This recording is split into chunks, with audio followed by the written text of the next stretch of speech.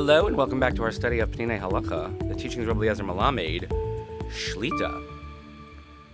First of all, apologies for not pushing an episode out on Friday. You may already be able to tell why. I'm just first starting to get my voice back after a little bout with a virus. The virus was winning, but I think biyachad ninatzeach, with lots of liquids and pharmaceuticals, God willing, we'll be back. Please continue davening for Chaylei Tzva Gan Yisrael, Refuah Shlema L'Chol Petzua Yisrael, and safe return of our hostages.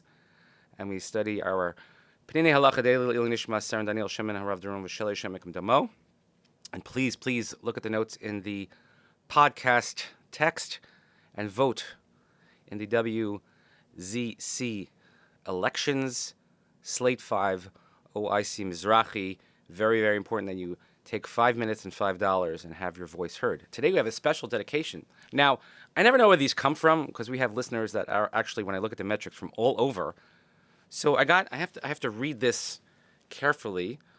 A sponsored dedication, and it says that we have to dedicate today's episode wishing a happy birthday to Laser and Alan, or maybe it's Laser and Hillel, from the Kiddush Club. I'm not even sure what those words mean. Is this because it's still Adar and we're saying funny things? I'm not even sure. I'm going to have my production team look into that. But Laser and Alan, very, very happy birthday to you both. Actually, dear friends, loyal listeners, and it's okay to have a little fun as well. But from all your friends at the Kiddush Club here in the northeastern United States, hope you have a great day. But let's continue with our learning while I can still talk. Peninei hachazan. Hachazan hu shliach hatzibur. Lefichach asur l'adam litzpos es hachazanos below shehatzibur o hagabay shehu netzigo yivakesh zos mimenu. Since the chazan is the emissary of the community, a person can't just grab the amud, as we would say. You can't just go and lead the services without being appointed by the congregation, or the congregation's appointee. Let's say that's the gabbai. He has to be asked to. And if somebody goes and leads the prayers and he's not approved by the congregation, you're not allowed to answer amen. So when the gabbai comes, now it's not usually a problem because most people don't want to daven for the amud. But when the gabbai comes and asks you to daven for the amud, and let's say you're in the crowd, so manners dictate, you politely decline. Because you don't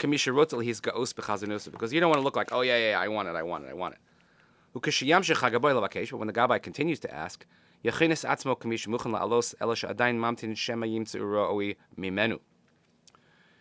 he continues to ask you, then you should prepare yourself as if you're ready to go, but still waiting.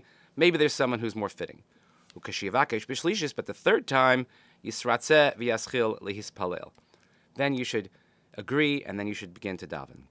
And if, let's say, the person asking is a great person, then you have to go right away. Because it's not polite to turn down someone who is a gadol. And if,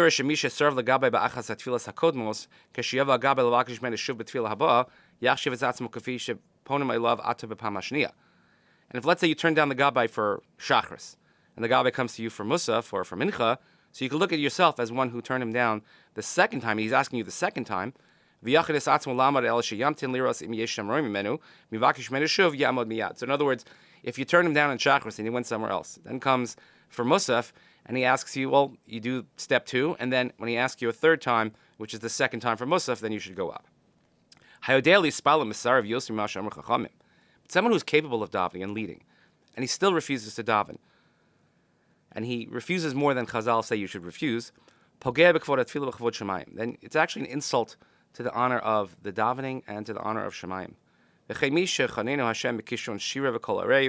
if, let's say, God blessed you with a beautiful voice, the ability to sing, a pleasantness, you shouldn't be refusing to daven on Shabbos and Yom Tov.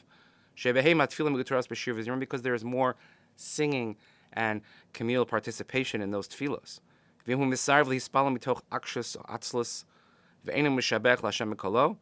And if he refuses to daven for the amud because people are stubborn, people are lazy, or he doesn't want to use his voice to praise Hashem, roy lo shelo ba le'olam.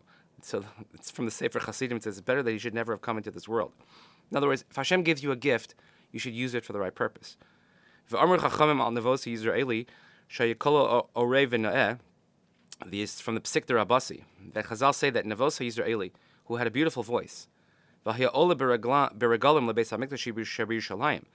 on the 3 festivals he would do Aliyah L'Regal to Jerusalem, and everybody would come and listen to him.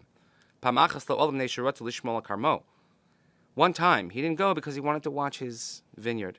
And because of this sin, he was taken, and then he was ratted upon that people who told him that told the king that he was rebelling against the king of Avad Min Olam and he was lost from the world. So, meaning that when they ask you to daven, if you're capable, you should do it. And also, we don't want to make a whole show. Yes, no, and it's very difficult for the Gabayim or whoever's doing the asking when people are constantly saying no, and then you're limiting the pool. So, when they ask you to daven, at least have an understanding with the Gabayim and say, okay, I'll do it once every few weeks, but don't always say no.